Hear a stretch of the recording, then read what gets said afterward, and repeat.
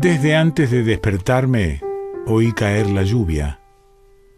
Primero pensé que serían las 6:15 de la mañana y debía ir a la oficina, pero había dejado en casa de mi madre los zapatos de goma y tendría que meter papel de diario en los otros zapatos, los comunes, porque me pone fuera de mí sentir cómo la humedad me va enfriando los pies y los tobillos. Después creí que era domingo y me podía quedar un rato bajo las frazadas. Eso, la certeza del feriado, me proporcionaba siempre un placer infantil. Saber que puedo disponer del tiempo como si fuera libre, como si no tuviera que correr 2 cuadras, 4 de cada 6 mañanas, para ganarle al reloj en que debo registrar mi llegada. Saber que puedo ponerme grave y pensar en temas importantes como la vida, la muerte, el fútbol, la guerra. Durante la semana no tengo tiempo. Cuando llego a la oficina me esperan 50 o 60 asuntos a los que debo convertir en asientos contables, estamparles el sello de contabilizado en fecha y poner mis iniciales con tinta verde.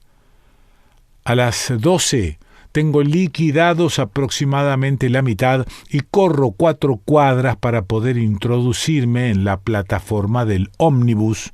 Si no corro esas cuadras, vengo colgado y me da náusea pasar tan cerca de los tranvías. En realidad no es náusea, sino miedo. Un miedo horroroso. Eso no significa que piense en la muerte, sino que me da asco imaginarme con la cabeza rota o despanzurrado en medio de 200 preocupados curiosos que se empinan para verme y contarlo todo al día siguiente mientras saborean el postre en el almuerzo familiar.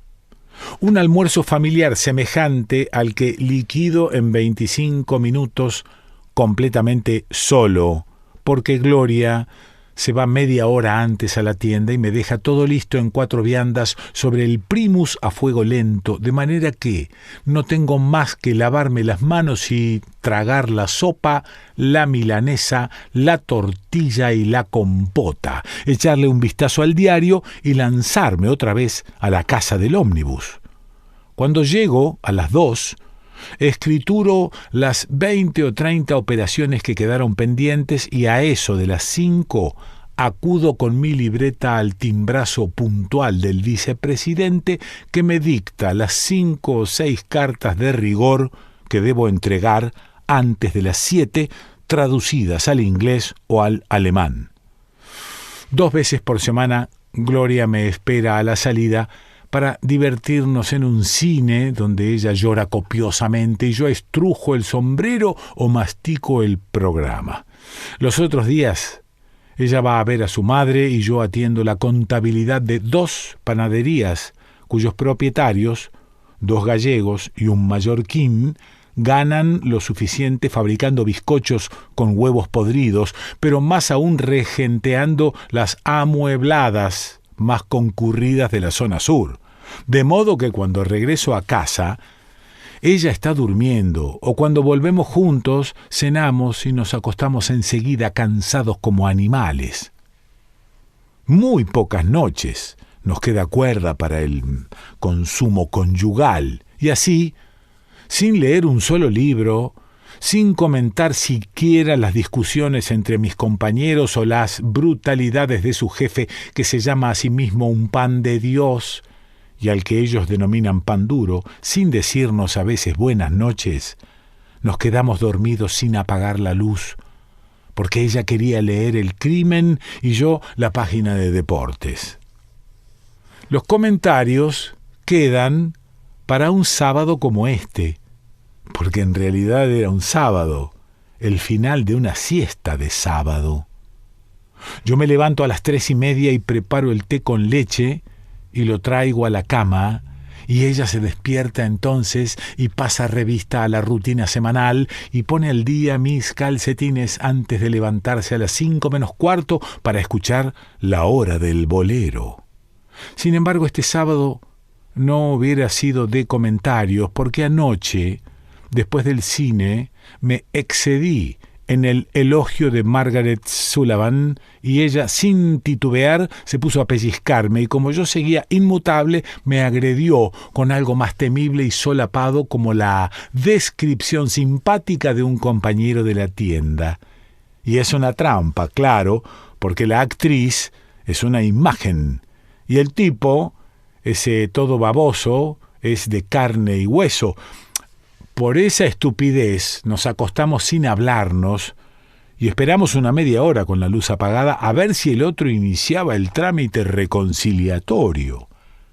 Yo no tenía inconveniente en ser el primero, como en tantas otras veces, pero el sueño empezó antes de que terminara el simulacro de odio y la paz fue postergada para hoy, para el espacio blanco de esta siesta.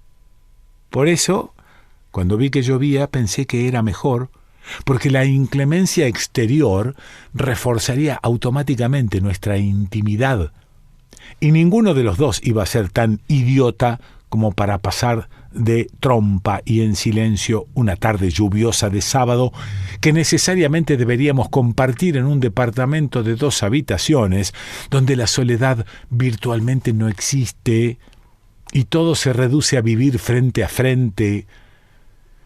Ella se despertó con quejidos, pero yo no pensé nada malo, siempre se queja al despertarse. Pero cuando se despertó del todo e investigué en su rostro, la noté verdaderamente mal, con el sufrimiento patente en las ojeras. No me acordé entonces de que no nos hablábamos y le pregunté qué le pasaba. Le dolía en el costado, le dolía muy fuerte y estaba asustada. Le dije que iba a llamar a la doctora y ella dijo que sí, que la llamara enseguida. Trataba de sonreír, pero tenía los ojos tan hundidos que yo vacilaba entre quedarme con ella o ir a hablar por teléfono. Después pensé que si no iba se asustaría más y entonces bajé y llamé a la doctora. El tipo que atendió dijo que no estaba en casa. No sé por qué se me ocurrió que mentía, y le dije que no era cierto, porque yo la había visto entrar. Entonces me dijo que esperara un instante, y al cabo de 5 minutos volvía al aparato e inventó que yo tenía suerte porque en este momento había llegado. Le dije, mire qué bien, y le hice anotar la dirección y la urgencia. Cuando regresé, Gloria estaba mareada y aquello le dolía mucho más. Yo no sabía qué hacer. Le puse una bolsa de agua caliente y después una bolsa de hielo. Nada la calmaba y le di una aspirina. A las 6, la doctora no había llegado y yo estaba demasiado nervioso como para poder alentar a nadie.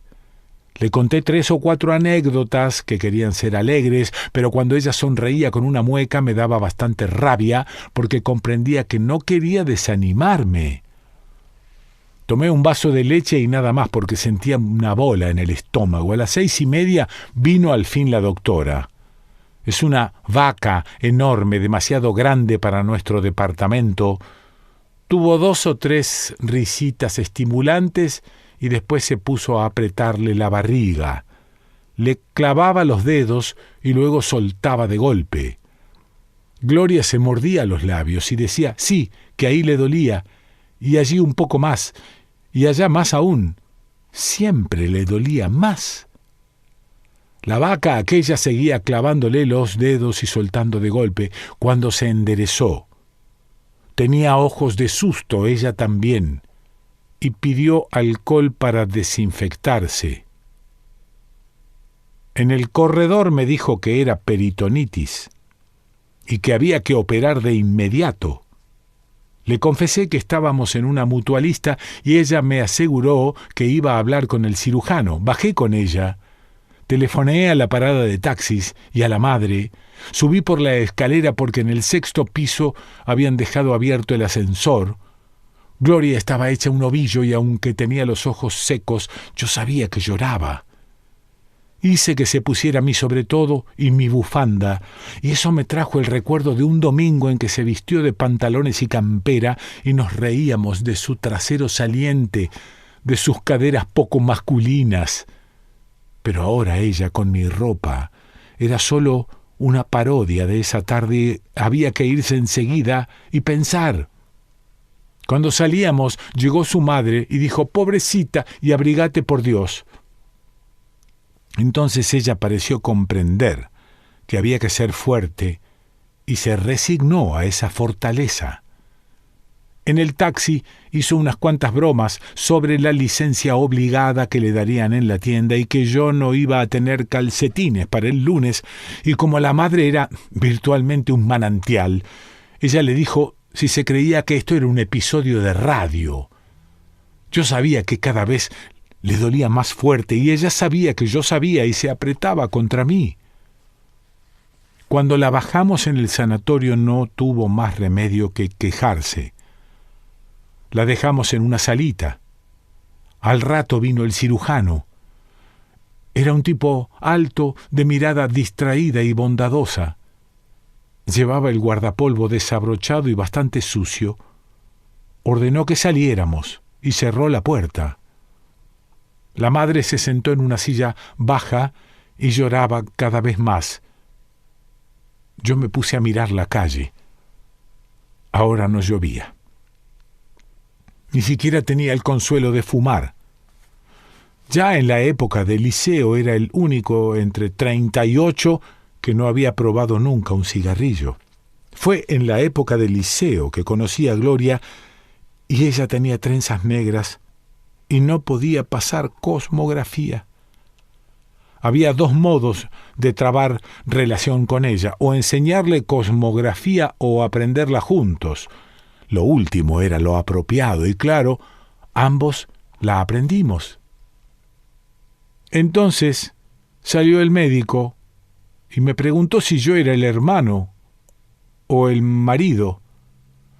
Yo dije que el marido y él tosió como un asmático. «No es peritonitis», dijo. «La doctora esa es una burra». «Es otra cosa, mañana lo sabremos mejor». «Mañana. Es decir que lo sabremos mejor si pasa esta noche. Si la operábamos, se acaba. Es bastante grave, pero si pasa de hoy, creo que se salva». Le agradecí. No sé qué le agradecí, y él agregó: «La reglamentación no lo permite, pero esta noche puede acompañarla». Primero pasó una enfermera con mi sobretodo y mi bufanda. Después pasó ella en una camilla, con los ojos cerrados, inconsciente. A las 8 pude entrar en la salita individual donde habían puesto a Gloria. Además de la cama había una silla y una mesa. Me senté a horcajadas sobre la silla y apoyé los codos en el respaldo. Sentía un dolor nervioso en los párpados, como si tuviera los ojos excesivamente abiertos. No podía dejar de mirarla. La sábana continuaba en la palidez de su rostro y la frente estaba brillante, cerosa. Era una delicia sentirla respirar, aún así, con los ojos cerrados. Me hacía la ilusión de que no me hablaba solo porque a mí me gustaba Margaret Sullivan, de que yo no le hablaba porque su compañero era simpático, pero en el fondo yo sabía la verdad y me sentía como en el aire, como si este insomnio fuera una lamentable irrealidad que me exigía esta tensión momentánea, una tensión que de un momento a otro iba a terminar. Cada eternidad sonaba a lo lejos un reloj y había transcurrido solamente 1 hora. Una vez me levanté y salí al corredor y caminé unos pasos. Me salió un tipo al encuentro mordiendo un cigarrillo y preguntándome con un rostro gesticulante y radiante: «¿Así que usted también está de espera?» Le dije que sí, que también esperaba. «Es el primero», agregó. «Parece que da trabajo». Entonces sentí que me aflojaba y entré otra vez en la salita a sentarme a horcajadas en la silla. Empecé a contar las baldosas y a jugar juegos de superstición, haciéndome trampas. Calculaba a ojo el número de baldosas que había en una hilera y luego me decía que si era impar se salvaba, y era impar. También se salvaba si sonaban las campanadas del reloj antes de que contara 10. Y el reloj sonaba al contar 5 o 6. De pronto me hallé pensando, si pasa de hoy, y me entró el pánico. Era preciso asegurar el futuro, imaginarlo a todo trance. Era preciso fabricar un futuro para arrancarla de esta muerte en cierne. Y me puse a pensar que en la licencia anual iríamos a Floresta, que el domingo próximo, porque era necesario crear un futuro bien cercano, iríamos a cenar con mi hermano y su mujer, y nos reiríamos con ellos del susto de mi suegra, que yo haría pública mi ruptura formal con Margaret Sullivan, que Gloria y yo tendríamos un hijo, 2 hijos, 4 hijos, y cada vez yo me pondría a esperar impaciente en el corredor. Entonces entró una enfermera y me hizo salir para darle una inyección. Después volví y seguí formulando ese futuro fácil, transparente, pero ella sacudió la cabeza, murmuró algo y nada más. Entonces todo el presente era ella luchando por vivir, solo ella y yo, y la amenaza de la muerte, solo yo pendiente de las aletas de su nariz que benditamente se abrían y se cerraban, solo esta salita y el reloj sonando. Entonces extraje la libreta y empecé a escribir esto para leérselo a ella cuando estuviéramos otra vez en casa, para leérmelo a mí cuando estuviéramos otra vez en casa. Otra vez en casa, qué bien sonaba. Y sin embargo parecía lejano, tan lejano como la primera mujer cuando uno tiene 11 años, como el reumatismo cuando uno tiene 20, como la muerte cuando solo era ayer.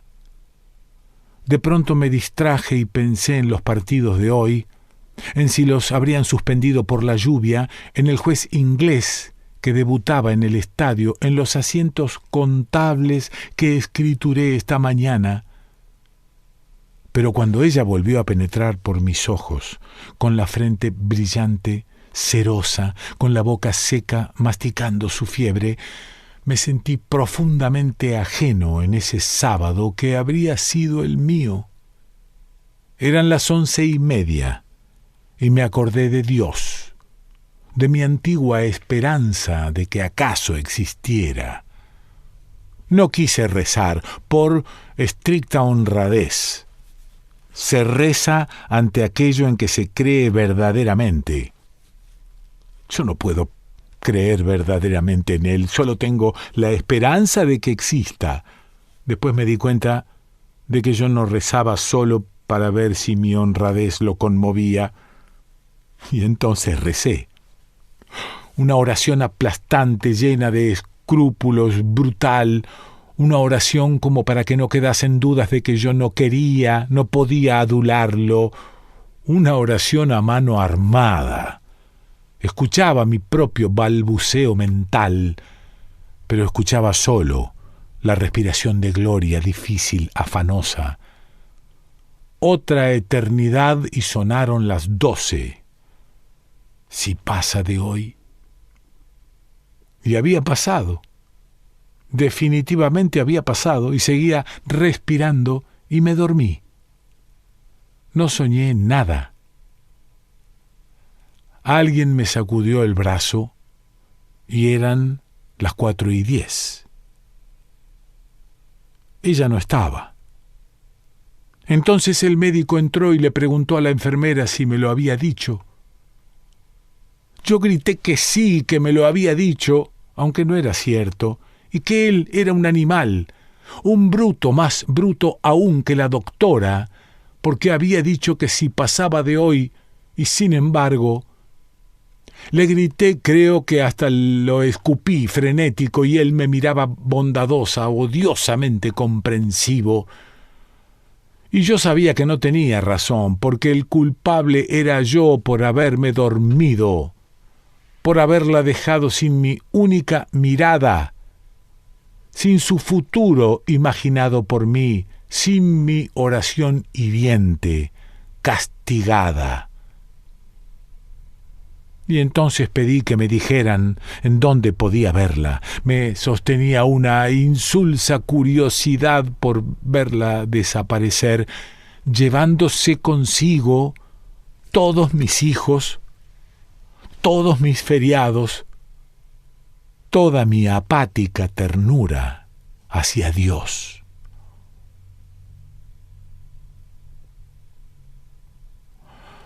Mario Benedetti.